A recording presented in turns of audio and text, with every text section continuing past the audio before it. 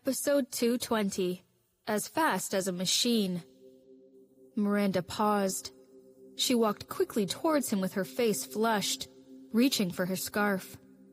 Stephen was only wearing a black shirt, which outlined his body and looked very good.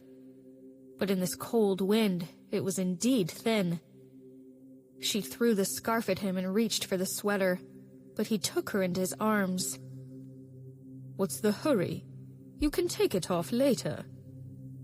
Take it off later. Miranda was upset as she struggled. "Don't touch me! Don't touch me!" No matter how she struggled, he did not let her go. Her anger was unstoppable, and she slapped him right on his face. He was stunned after being slapped hard on the face.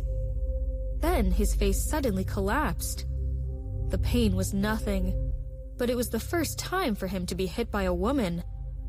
She saw that he had changed his look, and she was shocked. Before she could react, she was carried by him towards the side of the road. "Hey, what do you want?" Stephen did not answer, and hailed a taxi. After he opened the back door and threw her in, he came in and said, "Go to the Fontaine Hotel." "Stephen!" Stephen turned his head and looked at her with anger on his face. However, his voice was calm and deep.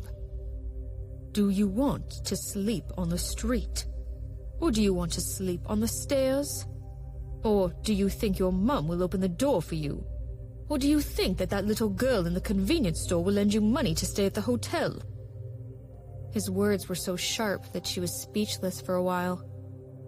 "Now, be good. I will get another room for you to stay in tonight." She opened her mouth but did not say a word. However, it was cold. There was no heating inside the taxi, and she was freezing. Her pajamas were too thin, especially the pants. However, when Miranda saw the shirt on Stephen's body, she wisely pretended to be calm. He glanced at her and reached out, pulling her over. She was shocked and raised her arms unconsciously, exclaiming, "What are you doing?" "I'm cold." He hugged her and said matter-of-factly, "I gave all my clothes to you, and now I am freezing." She remained silent, struggled and wanted to get up. "Don't move. Let's stay together to keep warm."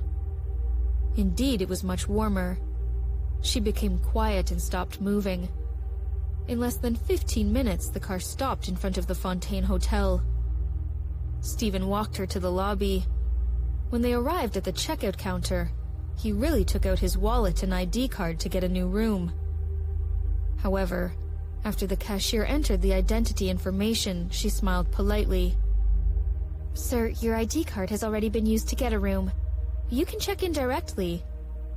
"I'm getting it for her." "Can I ask the lady to show me her ID card?" "I don't have it. I was kicked out of my home miserably." "There is no way to help you with the room in that case. Are you a couple?" "Yes." "No!" they said at the same time. The cashier smiled. "If you can, please tell me your social security number. We'll check your identity online and confirm it. After that, you can share a room with this gentleman." "Tell her your social security number." Annoyed, she said, "I am going home." Stephen pulled her back and said, "The bed is big enough for both of us." However, that was not what she was concerned about. But... What's the matter? It's a king-sized bed. You can have half of it. Is it enough? Miranda clearly saw the smile on the face of the cashiers. She couldn't help flushing, no matter how thick her skin was. After getting her social security number, the cashier checked it and invited them to stay. Once in the room, Stephen went straight into the bathroom, and soon she heard water running.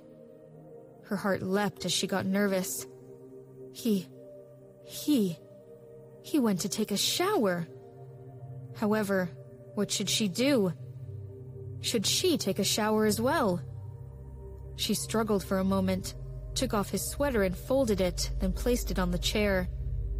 The air conditioner in the room was on, and she felt she was finally comfortable and warm. She charged her phone, and then saw the shameful reminder on the bedside. There were condoms in the drawer. Oops. Seeing the condoms, Miranda's face was a little red. There were a few bottles of mineral water on the table in the room. She unscrewed one of the bottles and drank half of it. After that, she noticed that the sound of the water in the bathroom had stopped. She was startled. She quickly screwed the bottle cap up, picked up her cell phone, and pretended to play with the phone. However, her phone did not respond. Pressing the power button hard, she saw there was still no response. She thought of when she slammed the phone on the counter at the convenience store. No way. Was the quality really that bad? When the bathroom door opened, she froze, her heartbeat going as fast as a machine. Steven came out in beige plaid pajamas. Obviously, it was his own. He was drying his hair with a towel. He saw she had turned her back to him and said, "Hey, go take a shower." I'm not going to. There's nothing for me to wear." Her face was burning as she stuttered. "You are dirty, and you smell." "Liar!" She stood up and turned to look at him. She confidently raised her head. "I just showered at home." "Then you can sleep on the floor. If you don't take a bath, I won't sleep with you." He dried his hair and sat down on the bed. "Sleeping on the floor is fine." Who wanted to sleep with him? Shameless. She pouted and really sat down on the carpet, trying to fix her cell phone. After a long while of silence, he said, "Sorry, I'm joking." Miranda ignored him. "Come up. It is dirty on the floor." She still ignored him. He simply sighed and got up, yanking her up from the back. She let out a yelp.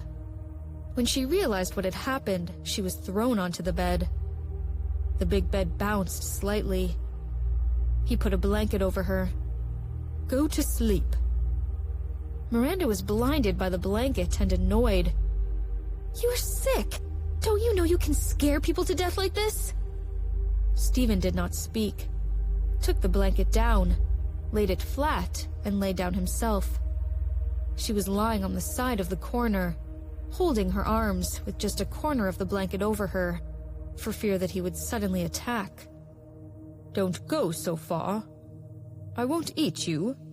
Come over." Miranda pretended not to hear, but Steven directly reached out and pulled her straight to the center of the bed.